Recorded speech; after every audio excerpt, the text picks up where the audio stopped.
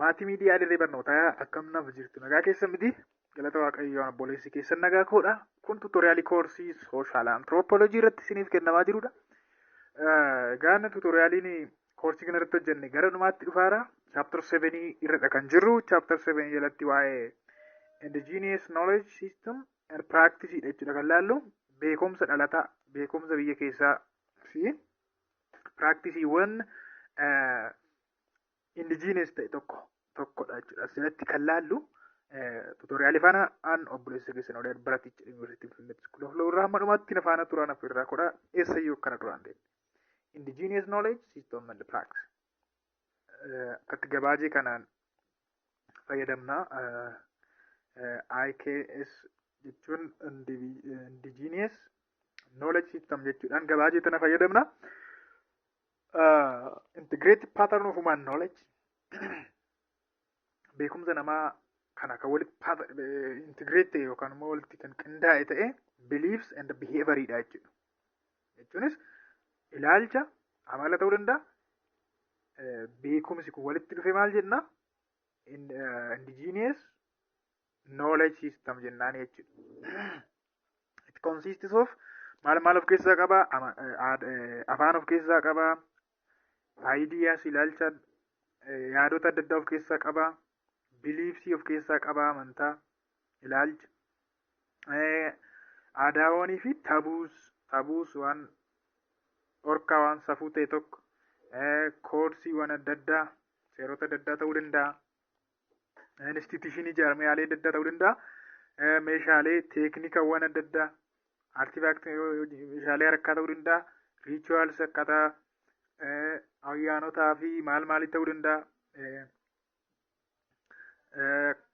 Seerimooniiwwanii fi foolklooris and gender kunniin hundigaa maal keessatti hammatama? Indigenous knowledge system keessatti hammatama jechuudha. It is a body of empirical knowledge dha. Empirical knowledge jechuun egaa experience irra knowledge ergannu ta'ee jechuudha. And the beliefs handed down through generation of long time inhabitants of a specific local by cultural transmission jechuudha. Empirical knowledge ta'e yookaan knowledge empirical knowledge jechuun knowledge gained through experience jechuudha. Muuxannoo irraa beekumsa argamu ta'e yookaan immoo ilaalcha muuxannoo irraa argamu ta'e generation labatatti kan daddarbu long time inhabitantiin yookaan qubattoonni bara dheeraa keessa qaban turan dhaloota kanatti yookaan labata kanatti kan darbu specific lookaalii tokkotti naannoo tokkotti kan beekamu aadaadhaan kan daddarbu jechuudha. Kanatu indigenous knowledge jennaan jechuudha. Indigenous knowledge is the local knowledge. Karaa biraatiin indigenous knowledge jechuun yookaan beekumsa dhalataa jechuun beekumsa naannoo kana keessatti gara biraa kan hin dhufne jechuudha. Local knowledge jechuun hin dandeenye beekumsa naannoo tokkotti beekame wayii. Knowledge that is unique to a given culture or society. Beekumsa naannoo sanaaf adda kan ta'e naannoo sana qofatti kan beekamu. Unique kan ta'e jechuudha. Indigenous knowledge contrasts with the international knowledge system generated by universities, research institutions, and private firms. By the way, indigenous knowledge, knowledge waan tokko university, international university beekumsi barannoo hin jiru miti. University keessatti research institutionii dhaabbatoota research keessatti firmiiwwan dhuunfaa keessatti beekumsa argannu jira. Isaan irraa inni kuni contrast addadha jechuudha. Faallaa sanaadha. Asuma kan fakkeenya yuunivarsiitii keessatti kan barannu baay'een isaanii beekumsa alaa dhufedha. Beekumsa warra adii, beekumsa warra Giriikii maalii baranna miti baay'inaan. Indigenous knowledge garuu knowledge beekumsa knowledge kan seeraa ta'uu danda'a. Akkuma sitti jenne kan teeknika aartifaaktii ta'uu danda'a. Hojiiwwan harkaa ta'uu danda'a. Folkloorii ta'uu danda'a. Kun hundumtu jechuudha. Kastamii ta'uu danda'a. Kanuma asuma biyya keessa argame jechuudha. It is the basis for local level decision making in local level naannoo tokkotti kan murtaa'e ta'e agriculture jechuun qonna keessatti beekumsi itti fayyadamnu, health care keessatti fakkeenyaaf beekumsa naannootti yeroo fayyadamanii nu hin beektu ni hawwan keenya maatiin keenya jechuudha. Waanuma naannoo jirurraa qoricha yeroo itti nu cuunfanii nu fayyisan. Beekumsa inni kun indigenous knowledge dha amma jechuudha. Indigenous knowledge dha. Food preparation and education amma isaa baratan warri keenya. Akkaataatti nyaata qopheessan alaan dhufu jechuudha. Akkaataatti buddeen, akkaataatti qixxa marqi, akkaataatti caccabsaan qophaa'u warri keenya indigenous knowledge qabu jechuudha. Beekumsa dhalataa ta'e kan eessaayyuu hin dhufne kan ofumaa isaaniitii uummatan qabu jechuudha. Natural resource management qabeenya uumamaa kan akkamitti akka manage godhan. And the host of other activities in rural community. Naannoo baadiyyaatti activitiiwwan biraa akkamitti akka keessummeessan, akkamitti akka raawwatan, akkamitti akka qotan, akkamitti akka jallisii maal adeemsisan, hidhaa maal kana hundumaa egaa ofiima isaaniitti uummatan indigenous knowledge dhaan kun jechuudha. Indigenous knowledge exists in rural and urban societies as part of life that their livelihood depends on specific skills and knowledge for survival. Ruralittis beekamaadha ni jira. Arbaanis ni jira. Baadiyyaa fi magaalaatti jechuudha. Beekumsi dhalataan kuni namni egaa beekumsa kanarratti kan inni dipendi ta'uuf jireenya isaa gaggeeffachuu fi survive gochuu fi jireenya isaa itti fufsiifachuuf jechaadha. Beekumsa kanarratti kan dipendi ta'u World Bank WB amma akkamitti indigenous knowledge kana as a large body of knowledge and skills which is developed outside the formal system including knowledge indigenous knowledge kan akkamitti ibsa WB ni a large body of knowledge qaama beekumsaa guddaa ta'e akkasuma iskiilii ta'e dandeettii jechuudha which is developed outside the formal system yookaan international system kanaan alatti kan guddate developed kan ta'e kan dagaage wayiidha. Maal fa'aa of keessa include godha? Development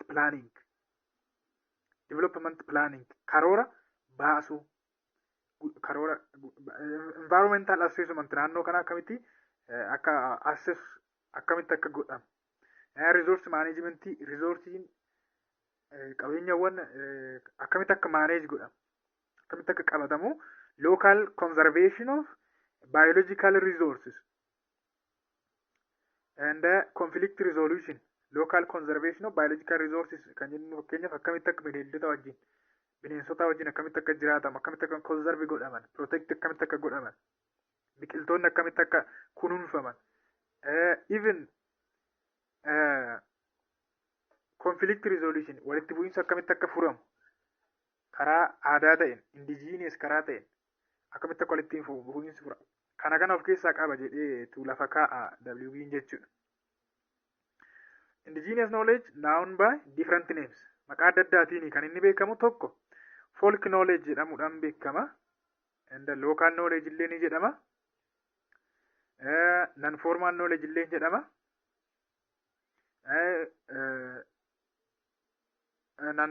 Culture ni jedhama aadaa. Indigenous technical knowledge kana hundumaa egaa maqaa isaati synonymii isaati. Synonymii indigenous knowledge jechuudha. Warri kun hundi isaanii beekumsa naannoo, beekumsa folk yookaan immoo non formal knowledge jechuun traditional ecological knowledge ammayyuu hin dhumne kun maqaa biraa ammas traditional ecological knowledge illee ni jenna. Traditional knowledge ni jenna. Kun hundumaa maal ibsu? Indigenous knowledge synonymii indigenous knowledge ti jechuudha. In some walumaa galatti indigenous knowledge is the knowledge that people in a given community have developed over time. Beekumsa hawaasni tokko yeroo gara yerootti guddise ta'e and that continues to develop ammallee guddachaa kan jiru jechuudha. Amma fakkeenyaaf aadaa gadaa immoo fudhattan yeroo darbe communitiin hawaasni Oromoo bara dheeraaf fidee sirnaasiin indigenous knowledge baay'ee achi keessa jira. Ammallee akkama guddee develop ta'aa deemaa jechuudha. It is based on experience. Egaan muuxannoo irratti experience irrattidha kan inni beestu. Special features of indigenous knowledge. Amaloota adda isa taasisan qaba. Indigenous knowledge yookaan beekumsi dhalataani tokko lookaalii ta'uu isaati. Jechuunis naannooma tokkotti kan murtaa'e naannoo sanatti kan beekamudha. Lammaffaan immoo taasiiti. Taasiiti jechuun akka waliigalteemaan akkasumatti callisaan kan fudhatame jechuudha. Callisaan karaa informaal ta'een callisaan kan fudhatame express kan hin taane jechuudha. Taasiiti. Faallaan taasiiti express. Taasiitilii akkasumatti callisaan kan fudhatame jechuudha. Kan biraan transmitted oraliidha. Afaaniin daddarbu. Beekumsoonni kun afaaniin daddarbu dhaloota dhalootatti labataa labatatti karaa oraaliidha kan daddarbani. Experiential rather than theory irra immoo experientialidha. Practicalidha jechuudha. Theory caalaa iyyuu warri kun practically waan hawaasni keenya raawwatudha. Labataa labatatti waan daddarbudha. Malee theory miti jechuudha. Baay'inaani. Learn through repetition. Irra deddeebi'amuudhaan kan baratamu repetitioniidhaan jechuudha. Boris practice godhu. Dhaloonni sunis practice godha. Akkasitti yommuu irra deddeebi'amu baratamaa deemaa jechuudha. Inni dhumaa immoo constantly changing. Daayinaamikii ta'uu isaati. Kun amaluma aadaati. Mala aadaa faana miti daayinaamikii ta'uunsaa. Aadaanis tokko indigenous knowledge aadaa keessas waan jiruuf changing inni jijjiirama jechuudha. Inni jijjiirama yeroodhaa yerootti geeddarama constantly haalatti fufaa ta'een jijjiirama malee achi hin turu jechuudha. Paartii lammaffaadhaan laallashee kana paartii lammaffaa jalatti significance of indigenous knowledge ilaallee chaaptarii kanaa fi akkuma waliigalaattu anthropology xumurraa jechuudha. Baay'een keessan gaaffii keessan baay'ee hordofeen chaaptarii kana isiniif xumureetti rakkadheetuun mooraa jiruun hojjedhe baay'ee chaaptarii 4 amma dhumaatti kan jiru kana. Paartiin jalqabaa walumaa galatti asuma irratti kan dhaabnu xiqqoo gabaabbattus paartii itti aanuun goolamna jechuudha. Tuutoriyaalii faana obboleessa keessan oliyaat baratichaan ture waan na faana turtaniif ulfaadhaa galatooma sinan jaalladha.